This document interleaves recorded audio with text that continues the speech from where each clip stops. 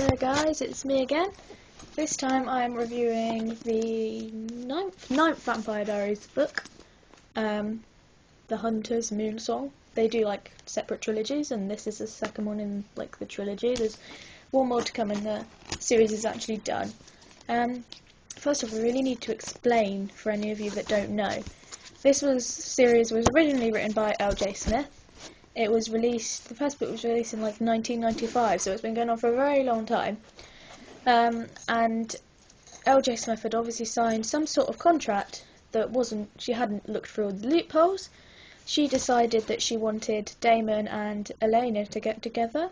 Publishers disagreed. The publishers have now fired her and hired an anonymous ghostwriter who nobody knows who she is. So now, up to the 6th book she wrote, up to the 7th book she wrote, books 8, 9 and obviously 10 are not written by her, and I don't know if you can see, it says L.J Smith, but it says created by L.J Smith instead of written by. So basically they've used her idea and she doesn't own the rights to her own story, so she's obviously not looked through that. Just thought I'd get that straight to start with.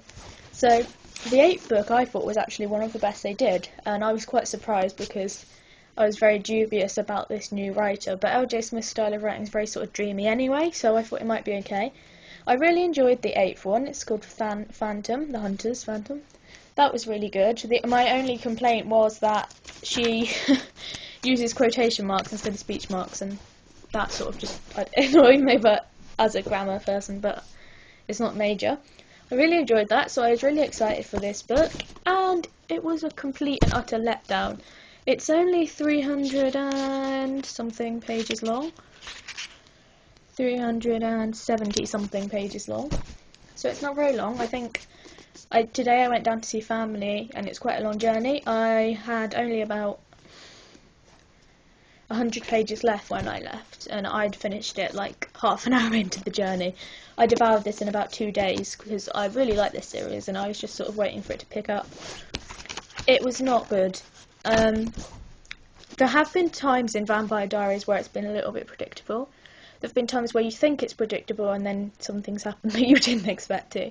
But overall, some predictability, but not to this extent. Within a few chapters I'd worked out some of the stuff, obviously I can't say it. Halfway through the book I knew the whole plot and I got it right completely. I mean, my predictions aren't always right, but this was completely right. To the T what I thought was going to happen. It was okay. Basically, I'll read you the blurb because that's probably the easiest. It says, life is better than ever. Elena and her friends... Sorry, I can't really see because of the flash. Elena and her friends can't wait to attend Dowcrest College, but when students start to disappear from campus, suddenly every new acquaintance is a potential enemy. Then Elena discovers a long-hidden secret, one that shocks her to the core. She realises that darkness has followed her from Mephel's church, but will it be Stefan or Damon who catches her when she falls? Now, I dislike Elena a lot because she never really appreciated her family. Like, it's very obvious to anybody that's read the books, her parent just died, and she was upset about that, but she was more worried about getting her hands on Stefan, to be honest, and the fact that she didn't have parents. She didn't really appreciate her aunt who looks after her, or her little sister. And then when they were taken away from her, and then she got them back, and she still didn't really appreciate them that much. She moaned a lot about them. But I personally just don't like her. She's almost sort of spoiled brattish. If she says something she wants, she gets it. That's why she wanted Stefan, because he was a challenge. And she falls for Damon, and you get this love triangle. It's not really a Twilight situation because there's a lot more to it. There's sort of the sensuality side of vampires that don't sparkle and things like that, so it's sort of better. But like, she just wants them both basically, and I've just always disliked her, and in this one that grew even more. I mean, I'm not going to say anything because it could spoil stuff, but the fact that she still wants to have these two people. I mean, they go off to college. Damon just lives nearby, he doesn't go to college, but Bonnie, Meredith, Elena and Stefan and Matt go off to college. And at first it's it's just them being at college, and you start to think, where's this coming up? Then these people start to disappear. Bonnie gets a boyfriend, which was predictable. She falls out with her friends. This isn't really much of a spoiler because you get that most of the way through. And the whole time, there was something off with her new boyfriend, and you knew exactly what it was. And then when they revealed it, I knew exactly. I'd known from the moment that he was mentioned what he was. I knew exactly what was going to happen at the end, and I was just really disappointed with it. This plot has been done so many times, and the fact that it's in Vampire Diaries has just really annoyed me. I will read the next one. I will buy the next one because I want to see the series through, but she better do it well for we don't even know who this ghostwriter is. Phantom was really good, like I said, and I thought maybe this ghostwriter, wouldn't say better, but she was a bit less dreamy, like L.J Smith. Some of the stuff you read L.J Smith and you think, okay, that's slightly trippy. Like, you think, what the hell is this person even doing? Like, did I really just read that? But yeah, this is just completely let down, to be honest. I was looking forward to this. I was so excited about it. I can't say a lot because it would spoil things, but yeah. I mean, the cover's nice. I mean, I've read some reviews on Goodreads and they were awful. They were all saying it was really bad, giving it 1 star and stuff. I wouldn't give this 1 star. In fact, I'm giving this 2 or 3. 2.5 because I can't decide. But either way, it is poor. It was definitely a letdown, and you know, but people were saying the cover was ugly. Personally, I think it's quite a nice cover. I love the smell of a new book. I'm really weird. Whenever I get a new book, I'm like smelling it because I just love it. But this is just really, the cover's nice. You probably can't see the detail, but there's like flowers there, you know. I know in a lot of book reviews they spend more time looking at the cover than talking about the actual content, but there's not much to see really. I mean, they've got the thing there that's more based on the Vampire Diaries series. This makes me laugh. The editions that have got the pictures of the cast from the TV show, which is polar opposite to the actual books, which I've watched the first few episodes of the first series of the TV series. I've been watching it on my computer because I don't have the box set. It's not on TV. It's not or whatever. So I found it somewhere online. And I've been watching a few episodes of that every now and then again, and that is good, but it is completely different. You can't compare them. In the books, Elena has a 4-year-old sister, or 5-year-old by the time we get to this one. In the film, she has a 15-year-old brother, so things really change with that. But this makes me laugh. There's Stefan's Diaries, which is also written by a ghostwriter. Don't know if it's the same person.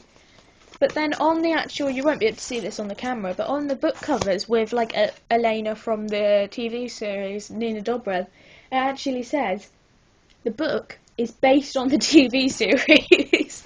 I mean, the book came out in 1995, and the series has been around since what, 2008, 2009? I mean, it had to be of later than that. It must have been about 2009, 2010 when it came out. I'd say 2009. So there's no way that would have actually happened. That's over 10 years difference. And the books are completely different. Yeah, there's some similar characters in it. Some of the characters they bring into the TV show, especially later, I've heard, never in the books. So, I mean, the next one of this is due out on the 23rd of October. It's now the 7th of April, so I've got a while to wait. But to be honest, with what I read here, I'm not that worried about waiting, because if it wasn't for the fact that I want to see this series through, because the next one's the last one, I wouldn't be reading on. I completely was so disappointed in this. I was thinking, this is really predictable, please tell me it's not going to happen. And when it did, I mean, I was in the car, and when I got to a bit about Bonnie's boyfriend, I was like, well, I didn't see that coming. And then at the end, I just went, well, that was crap. Like, I just seemed really weird sat in the back of the car talking to my book. I quite often do that. I like shout at my books when the characters don't do what I tell them to. Weird like that. But yeah, I was just really let down by it. I mean, if you're a lot of people have refused on principle to read on since L.J Smith was fired, but I just wanted to finish the series. And now I mean, I have no doubt that if L.J Smith had written that, L.J Smith wanted Stefan to compel Elena to forget about him and be with Damon, and I wanted that to happen, but the publishers didn't agree. Everyone was like, yay, oh, it's leading to Damon, and now it's not happened. It's definitely going to be Sarah and Stefan, I think. But yeah, it's just, if anybody's there thinking, should I read on, should I not, I'd say it's worth reading on, but don't get your hopes up too much, because like I said, I was really excited to buy this book, and it's just really a letdown, to be honest. So, what I'm reading at the moment, I'm just reading a Gossip Girl book, because I'm going to the library on Thursday to get a lot of things, get Passion and things like that. So I'll come back, film a library book haul, and then you'll know what reviews are coming up and things, and do stuff like that. But for now, until Thursday, it's on Saturday now, I'm just going to read light things like Gossip Girl. I've got that on my phone. Don't know if I'll bother doing a book review on that, but to be honest, because I don't think there's going to be a lot to talk about. I just want something really light in between before I start a new series. I may read some books on Wattpad, the site I write on instead. So I've now got a book read, so the link will be in the description, as will the link to my writing as normal. And yeah, that's it.